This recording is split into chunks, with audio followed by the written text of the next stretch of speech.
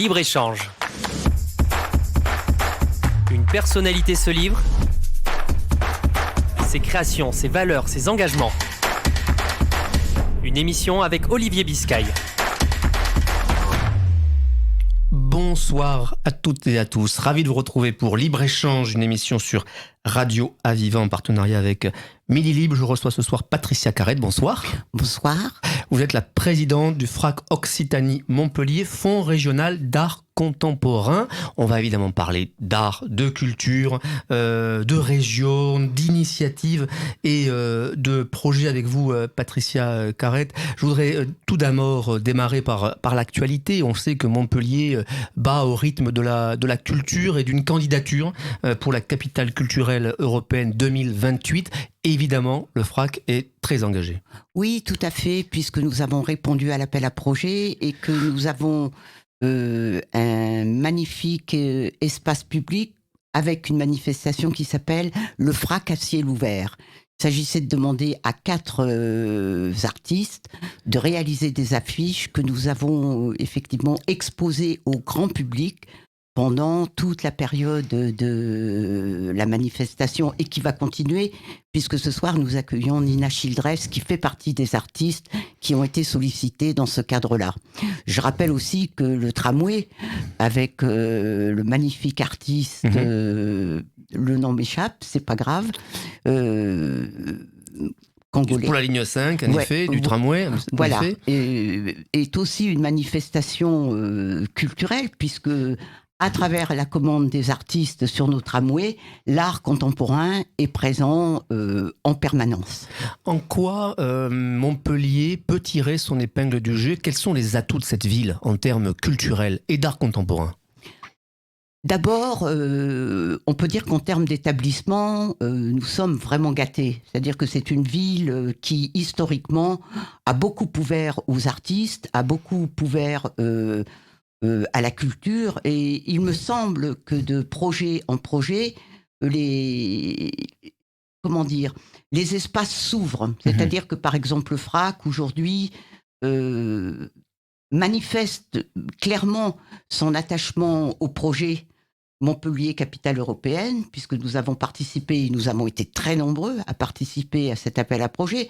Et je crois, au fond, que le maire-président, Michael Delafosse, a compris que la culture était un élément à la fois d'ouverture aux autres, mais aussi un élément économique. C'est-à-dire que quand nous créons des manifestations, il y a tout autour de ces projets culturels des projets économiques et des projets aussi du vivre ensemble. Voilà, la culture aujourd'hui est essentielle dans une période un peu compliquée tout de même, de rassemblement, d'espace, d'échange, de regard aussi. L'art visuel, l'artistique proposé par le FRAC Occitanie-Montpellier est une manière aussi de dire « venez vers nous, accueillons les publics, ouvrons et essayons » au maximum de dire que l'art contemporain, qu'il s'agisse de la danse, qu'il s'agisse du cinéma de création, qu'il s'agisse du théâtre ou des arts visuels, ouvre vers le monde et donne à penser. Patricia Carrette, présidente du FRAC Occitanie Montpellier, Fonds régional d'art contemporain. La culture est essentielle. La culture, ça rassemble autour d'un certain nombre de valeurs. C'est essentiel aujourd'hui, c'est fondamental en 2023 ? Oui, plus que jamais, je crois. Plus que jamais. Et puis, il faut que le public retrouve le chemin des musées. Je pense à Jamel Tata et sa magnifique exposition au musée Fabre. Il faut que le public sorte de ses écrans, sorte de son enfermement lié à des habitudes quotidiennes et culturelles liées à l'isolement. Aujourd'hui, il faut que le public ressorte, il faut qu'il se retrouve dans des espaces ouverts, qu'il aille au cinéma, le public, qu'il aille voir les expositions, qu'il regarde l'air, les espaces. Il faut vraiment encourager tous les publics à revenir vers les espaces d'art. Et aujourd'hui en France, estimez-vous que toutes les cultures sont regardées de la même manière ? Est-ce que toutes les cultures sont possibles ? Tous les arts sont possibles ? Ah, ça c'est une question vaste. On pourrait y passer un vrai colloque. Il me semble que tout de même, les FRAC en sont une véritable preuve. il me semble quand même que le travail de démocratisation de la culture est largement fait. Après, on sait de sources sûres que dès le plus jeune âge, il faut encourager les élèves, il faut encourager les enseignants, les directeurs d'établissement à ouvrir le regard des enfants, à les sensibiliser, y compris sur la question du genre, y compris sur la question de l'égalité et de la fraternité. Euh, Par exemple, au FRAC, outre le fait de créer une collection, hein, puisque le FRAC, sa dimension première, c'est de créer une dimension culturelle à travers l'acquisition d'œuvres. Et depuis 40 ans, le FRAC est doté de plus de 1400 œuvres magnifiques d'artistes internationaux, nationaux, émergents. Mais il me semble aussi que aller dans les écoles, puisque notre deuxième mission, c'est la diffusion des œuvres dans les établissements scolaires, dans les associations, c'est-à-dire faire le chemin, je dirais, d'aller vers. C'est-à-dire qu'il faut que les artistes aussi participent de cette ouverture, de donner de la place à l'art, de déplacer les regards, pas seulement dans les salles de spectacle, s'ouvrir aussi dans des espaces un peu désertés de la culture, penser aux territoires ruraux, penser aux territoires défavorisés et œuvrer dans ce sens parce que je suis convaincue, pour conclure votre vaste question à laquelle je ne pourrais pas répondre juste aujourd'hui, mais je suis convaincue que les artistes doivent aussi se mobiliser, doivent aussi regarder le monde avec un espace de fraternité, d'ouverture et de solidarité et d'engagement. Ça veut dire aussi que les artistes, trop longtemps, sont restés un peu enfermés dans leur bulle et qu'il est temps, depuis quelque temps maintenant, de s'ouvrir aux autres. Non, je ne peux pas dire ça, que les artistes sont restés dans leur bulle, parce que quelques grands artistes ont prouvé leur attachement à la dimension de solidarité.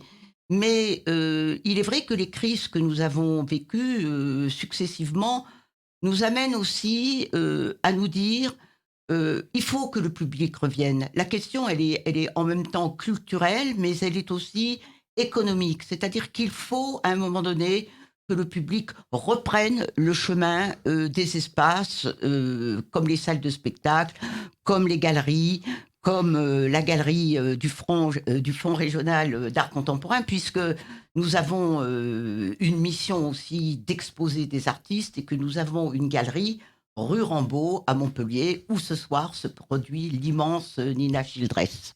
Alors, une mission qui est celle du FRAC depuis 40 ans, puisque la création des FRAC remonte à 1983 et c'est le ministre d'alors, Jack Lang, qui en était à l'initiative.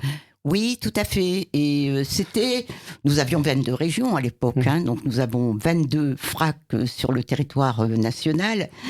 Je pense que Jack Lang avait compris que la culture, on va dire, des arts visuels et particulièrement de l'art contemporain, devait se démocratiser. Donc les FRAC, ce sont un peu des instruments de démocratisation culturelle. Et aujourd'hui, plus que jamais, quand on entend comment s'organiser les territoires, je pense que nous sommes dans une réactivation de la décentralisation.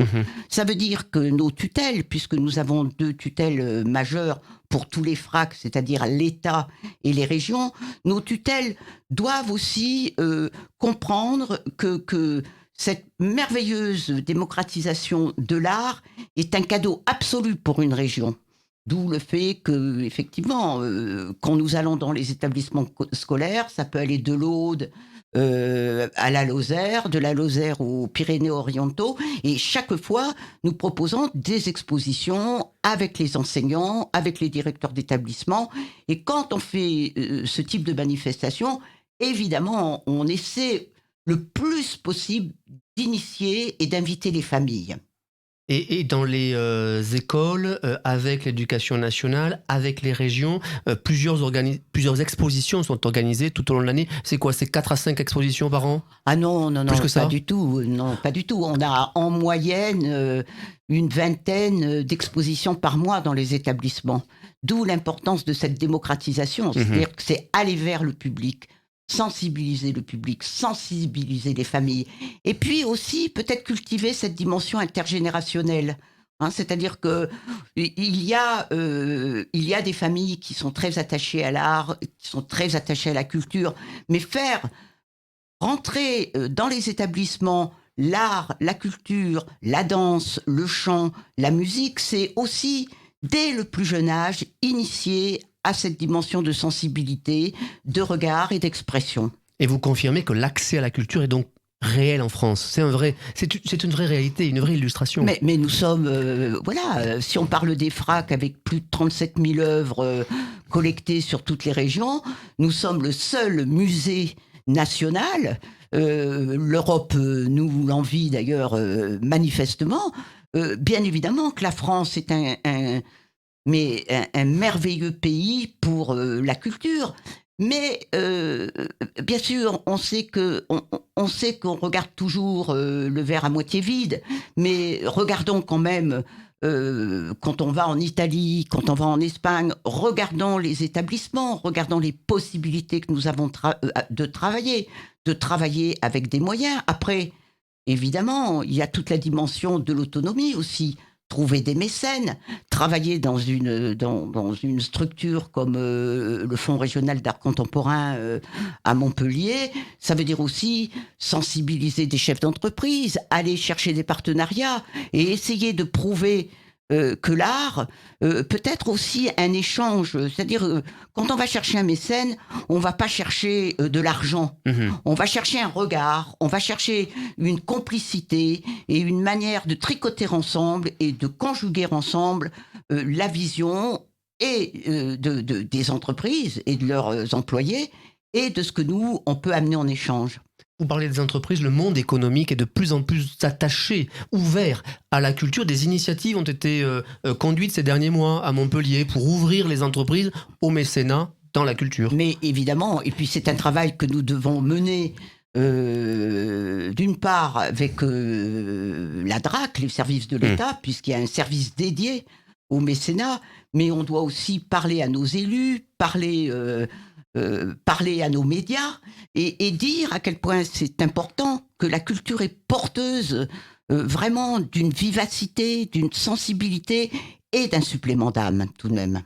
Patricia Carrette, présidente du FRAC Occitanie Montpellier. Dans cet art, dans cette culture qui est diverse, on le disait, il y a les nouvelles technologies, il y a la modernité.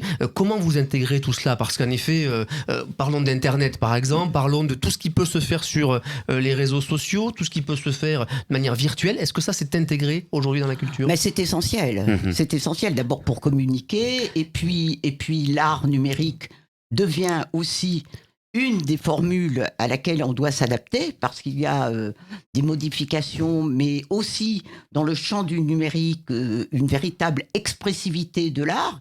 Et on doit donc être attentif à toutes ces dimensions-là et surtout essayer de croiser les disciplines. Par exemple, moi je suis très très heureuse que Christian Rizzo au Centre chorégraphique accueille une exposition du FRAC. Et moi, je serais ravie dans la galerie du FRAC, et ça s'est d'ailleurs produit avec les élèves du conservatoire de musique, de créer des espaces interdisciplinaires, intergénérationnels, et de faire en sorte que tout ça soit vivace, soit vivant, que nous soyons... nous, présidents de FRAC, mais directeurs et les équipes, des machines désirantes, c'est-à-dire donner du désir, donner l'envie de... Je cherche toujours le nom de l'artiste qui a fait la ligne 5 du tramway. Oui. Et on va le retrouver avant la fin de cette émission, j'en suis certain. Patricia Carrette, qu'est-ce qui manque tout de même à la culture ? J'ai souvenir de représentants de la culture s'indignant de budgets de culture baissant année après année, pointant du doigt l'action de Roselyne Bachelot à l'époque, ministre de la Culture pendant le Covid. Est-ce que vous le ressentez vous-même, vous qui êtes une actrice du terrain de la culture, cette baisse des budgets qui vous met en difficulté ? D'abord, je crois que sur la question des budgets pour les salles de spectacle, il y a eu la fréquentation du public, qui est quand même un facteur économique à ne pas négliger. Après, sur les baisses de budget, je viens de le dire, nous avons des tutelles qui fidèlement tentent de sauver les budgets.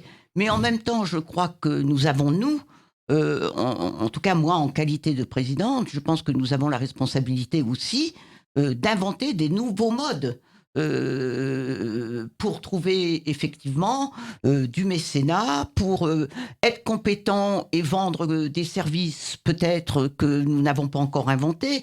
Mais la baisse des budgets, elle va avec la situation économique actuelle. Mhm. Elle va avec les difficultés rencontrées de part et d'autre sur l'actualité, des salles vides, des galeries vides. À un moment donné, effectivement, il faut trouver des résolutions. Mais moi, je ne fais pas partie de celles qui disent c'est terrifiant, la culture est de plus en plus pauvre. Je crois que il faut regarder vraiment les pays européens et observer ce qu'il se passe pour savoir que nous devons effectivement nous bagarrer pour tenter de stabiliser une économie, mais nous ne faisons pas partie, et de très loin, des plus pauvres. Donc la France est bien lotie et on peut s'en féliciter. Ah, mais moi, je suis une convaincue du plaisir, de la joie que j'ai dans ce secteur culturel. Et votre seule invitation le prouve. Pourquoi le Midi Libre va s'intéresser à des personnalités de la culture ? Parce que peut-être le Midi Libre a compris qu'à travers nos messages, en chambre d'écho, je pense à Christian Rizzo, puisque son lieu d'exposition s'appelle la chambre d'écho, je pense qu'en termes de médias, de croisements, nous avons à nous rencontrer et notre culture aussi est dotée de médias qui s'intéressent à notre travail, qui en parlent, et pour ça, je vous remercie. C'est une invitation, en effet. Radio Aviva et Midi Libre, on est ravis de vous avoir à ce micro. Patricia Carrette, on parlait de plaisir, d'échange, d'émotion. Qu'est-ce qui vous a ému ces dernières semaines, derniers mois, en termes d'art, vous qui baignez dans l'art ? Oh là là, mais si je commence, je n'en finirai plus. Pour nos auditeurs, peut-être 2-3 invitations. Oui, qu'est-ce que j'ai vu qui m'a beaucoup ému ? Ça va être compliqué, je ne vais pas... Alors, quelles sont peut-être vos passions pour vous laisser réfléchir sur ce qui vous a ému ? J'ai vu un très très beau spectacle. Je vais souvent au théâtre de la Vignette. Donc j'ai vu 2-3 spectacles de théâtre qui m'ont beaucoup plu. Je suis allée voir Pink samedi au théâtre de la Vista d'une jeune metteur en scène asiadée. Et j'ai vu un spectacle tout à fait réjouissant avec une jeune gitane qui explose de vie et d'humour. J'ai une fille qui est comédienne, donc je vais aller la voir très bientôt à la Vignette sur une programmation qui s'appelle l'hypothèse de la foudre. Je suis allée voir Blancali au Coron. Ouais. Je ne suis pas allée au cinéma depuis quelque temps, mais c'est au programme. Mais Voilà. ça signifie aussi que pour bien parler de la culture, il faut aller voir la culture. C'est ce que vous faites, c'est votre quotidien. Ben, il faut croiser quand même. D'abord, il faut être présent et puis confraternellement soutenir les projets. Oui. Et puis, je pense aussi que si on veut être représentatif d'une structure comme le Fonds régional d'art contemporain, oui, évidemment, j'ai oublié Jamel Tata. Je crois qu'une des grandes émotions quand même et puis aussi au pavillon du musée Fabre, j'ai vu quelque chose de... Non. Oui, c'est au pavillon du musée Fabre, ça s'appelle. Pavillon populaire. Oui, pavillon populaire. J'ai vu une très très très belle exposition de photos. Donc, mais c'est vrai que Jamel Tata, ça a été quand même. C'est un choc, oui. Oui, j'ai beaucoup aimé. Et puis en plus, autour de ce projet, il y a des événements à l'intérieur de l'exposition. J'ai vu aussi à Montpellier Danse un jeune chorégraphe qui s'appelle Dimitri Chamblaz et qui a fait une sortie de résidence tout à fait modeste, mais très très belle, et qui, je crois, va être programmée sur la saison danse. Mais il ne faut pas que j'annonce des choses comme ça, je vais me faire tirer les oreilles par Monsieur Montanari. Mais j'étais très très émue. Voilà, Dimitri Chamblaz, il est chorégraphe, il vit aux États-Unis, et il a réuni tout un espace de chorégraphes, de danseurs, avec une merveilleuse musicienne. Et j'ai vu la sortie de résidence et j'ai beaucoup aimé. Donc toutes ces émotions dont vous parlez illustrent en effet la diversité, la vivacité de ce territoire de Montpellier. Oui, et puis je suis présidente de la compagnie de Salia Sanou, qui est un immense chorégraphe. Ouais. Et bientôt, là, il va jouer dans les classes pour Montpellier Danse Son Papa Tambour, qui est une véritable poésie, un véritable bonheur. Donc je l'accompagne quelquefois dans les tournées. On jouait récemment à Chambéry, on a joué à Martigues et c'est un vrai plaisir aussi, la danse contemporaine. Voilà, je suis très, très touchée par la danse contemporaine. Alors vous parliez de danse, évidemment, Jean-Paul Montanari, vous en parliez tout à l'heure. Ce qui fait aussi quand même l'illustration de ce territoire, ce sont les personnalités. Vous en êtes une, Patricia Carrette, on parlait de Jean-Paul Montanari, de toutes ces personnes qui croient à la culture, qui ont eu aussi la capacité de porter des projets, parce qu'il y a eu des élus, des collectivités, des gens qui ont cru. Ben, je crois que l'histoire des institutions culturelles, c'est l'histoire de rencontres, c'est l'histoire de personnages, des Georges Frêche qui, à un moment donné, considèrent qu'il faut créer un centre chorégraphique. C'est l'histoire moi, je crois beaucoup à l'histoire des rencontres et c'est pour ça que je suis assez confiante sur ce territoire, parce que je sens une véritable cohésion, conjugaison autour de la culture. Je pense aussi bien sûr au MoCo, où j'ai vu cette très très belle exposition sur l'exil. Voilà, donc oui, je crois que vous avez raison. Il y a l'institution, il y a le politique, mais il y a la rencontre. Et souvent, les projets se font à travers des rencontres, à travers des valeurs. Vous avez employé ce mot tout à l'heure, des valeurs communes, des valeurs de démocratie, des valeurs de solidarité et aussi des valeurs d'élégance et de présence à l'autre. D'autant plus quand on observe ce qui se passe à l'international. Vous évoquiez évidemment l'Europe pour comparer les budgets et la manière dont la France était bien lotie. Mais c'est vrai que la guerre en Ukraine, combien parfois dans certains pays, la culture est saccagée, assassinée. C'est le cas de l'Iran, c'est le cas de l'Afghanistan et des femmes afghanes. C'est absolument terrifiant. Je crois que ici, Montpellier, je le dis en connaissance de cause, est une terre d'accueil. Et l'Occitanie aussi. Bon, j'ai oublié de dire, j'ai parlé de mes 2 tutelles. Je rappelle que ce sont l'État et la région qui financent le FRAC. Mais je crois que l'Occitanie a toujours été une terre d'accueil et de très longue date. Et je crois que quand on voit l'état du monde, quand on voit comment la culture, les artistes peuvent être muselés, voire assassinés, je pense qu'on a effectivement à relativiser énormément notre relation à la violence. En a-t-on complètement conscience de tout ce qui se passe à l'extérieur, de ces artistes qui sont muselés? Vraiment, vous, oui, mais les citoyens français, ce sont des sujets qui sont un peu annexes. Alors, en ce moment, avec la crise économique, mais a-t-on vraiment conscience de la chance que nous avons en France d'être en démocratie? Mais je crois que, je pense aux journalistes aussi. Vous avez vu le nombre de journalistes qu'on assassine comme ça parce qu'à un moment donné, il a refusé de se taire ou il a continué son travail. Donc, les artistes, les journalistes, le monde est fou. Aujourd'hui, on assiste quand même à quelque chose d'extrêmement effrayant, c'est-à-dire le retour perpétuel de la violence, de la guerre, de l'exclusion, des massacres, de ces personnes, toutes ces personnes qui meurent en mer, qui n'ont plus de pays et qu'on ne veut pas considérer ou qu'on ne peut plus considérer comme des sujets, alors que ce sont des sujets de droit, comme tout à chacun. Donc oui, c'est vrai qu'on peut se dire que ici, en Occitanie, on peut se réjouir du bon vivre. Un mot vous parlez de bon vivre. En avril 2022, beaucoup d'artistes, des FRAC notamment, avaient signé un appel pour Emmanuel Macron. On était en pleine élection présidentielle. Aviez-vous signé cet appel contre Marine Le Pen, mais pour Emmanuel Macron? Alors écoutez, moi je signe rarement pour, mais je signe volontiers contre. Donc vous avez la réponse. Ouais. Et c'était nécessaire, et c'est nécessaire aujourd'hui en France de signer ce type d'appel? Parce que la culture peut être en danger en fonction du chef de l'État présent à l'Élysée.